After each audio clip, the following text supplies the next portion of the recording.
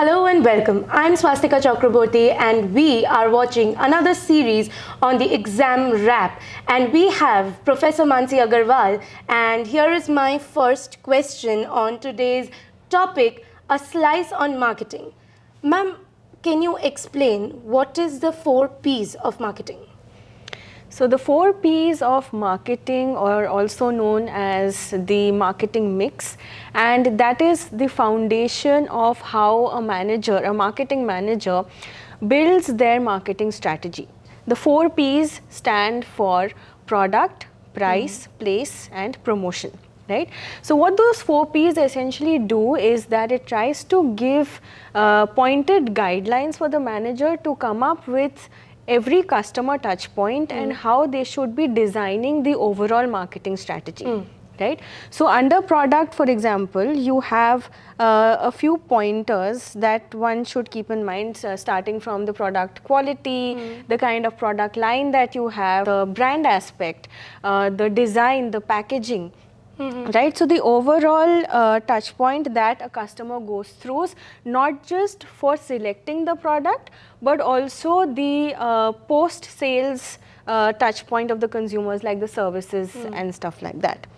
The second part is the pricing. Of course, if you have a product in the market, let me just mention to you that product is not just a physical commodity that is being offered to the public or the potential consumers. It is about the it can be anything that a company is offering to its people.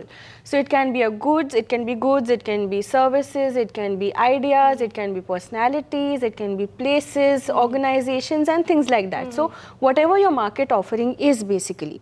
So that comes at a price, which is the second P that is there under the 4 P's of marketing, and that is, of course, most commonly the list price, that the cost that the selling price of the product or the offering that is being given. The discounts, allowances, which you create a combination of different kinds of offers to attract the consumer, to get repeat sales and things like that. So other things are like, these are for the, let's say an FMCG, buy one get one free, for example, like that. For consumer durables, like the bigger products, like if you're going out to buy a car or an air conditioner, so whether you are getting a good EMI option, the zero EMI option that you get, or what is the credit period that you're getting if it's a B2B kind of transaction. So that's the second element.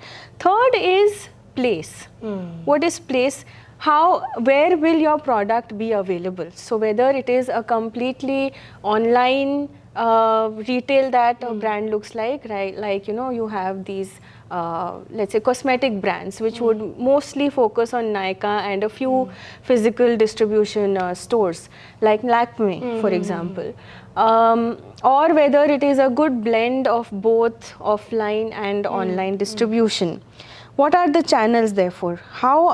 Which locations, whether it's a national brand, whether it's a very local like Bapuji Cakes.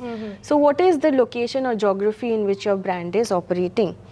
And the 4th P is, of course, if you have a product, you're selling it for a price and it's available somewhere, people have to know about it, right? So the 4th P therefore logically is the promotion bit. Yes. How are you reaching out to your consumer? What is the when you talk about it in current context, you've all studied about IMC, right? The integrated marketing communication, and how your communication should be designed in such a manner that it is reaching out to the right audience at the right point of time, right? And of course, the right platform. So that relevance of the platform, that combination of getting the right fit for your audience demographic and psychographic is the promotion bit that you see. So it's sales promotions, advertising, public relations, direct marketing, and of course in today's parlance you also have digital marketing into the picture. So that is in a nutshell the 4 P's of marketing. Okay. So can you give our audience an example of a brand who uses this 4 P's of marketing and marketing mix very well?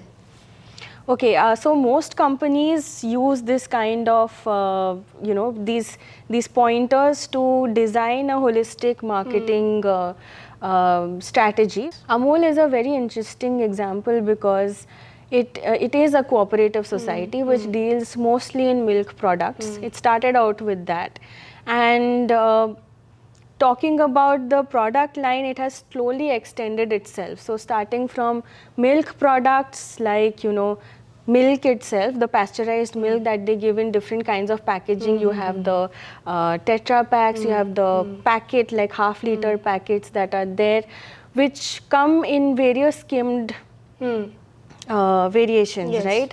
So that is there. Then you have the ghees and butters. Yes. What else? What other products have you seen? We've seen cheese. Absolutely. Like different cheese. There is melted cheese, then the cubes, and Amul. I think they have a variation of milk. I mean, there's just not tone. They have milk for the people who are diet conscious. Then there are milk for the people who actually like those markets Shuddh Desi ghee milks. So they have positioned it that way, as you were talking about. The Yes, positioning. absolutely. So even if you look at Amul, recently Amul dark chocolate has also become very Yes, popular. yes. You have the cheese spreads that are there. Then you have milk powders for the infants and for the Yes. regular adults as well. You have beverages. You have the cold packaged Amul Cool Yes, series, yes. the dahees and all Yeah, that. yeah, So yeah. that is, the Amul has come up with such a huge product line and it's going on expanding itself.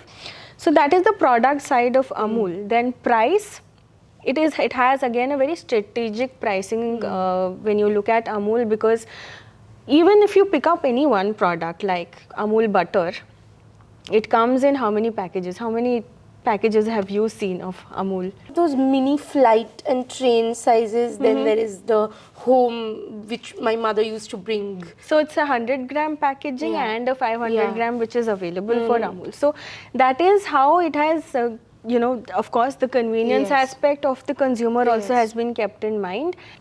When you look at place, it has a good hold when you look at the supply chain of Amul.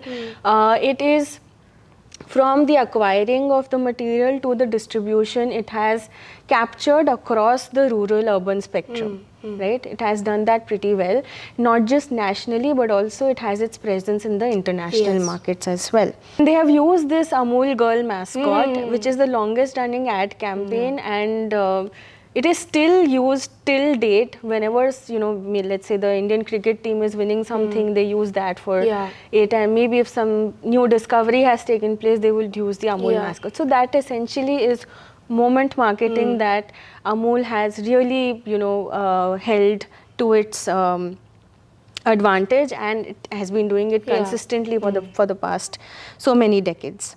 It uses that not only on like print ads, hoardings are there, and also has its digital campaign. Yes. So overall, it's a really good mix of such the 4 Ps that Amul does to keep its audience hooked. And as you were asking previously about the objectives, whenever a person is coming up, marketing manager is coming up with a marketing strategy, they always think about adding value to the customer's life, right? So how they can add value and in return build a relationship with the customers so that the customer stays loyal to you, right? So that is the objective of designing these 4 Ps very effectively. Well, we had a very good conversation with Manasi ma'am on a topic which is definitely going to come in our exams, and I hope it helps everyone. It did help me, and thank you for watching our series, and don't forget to subscribe and like the like icon.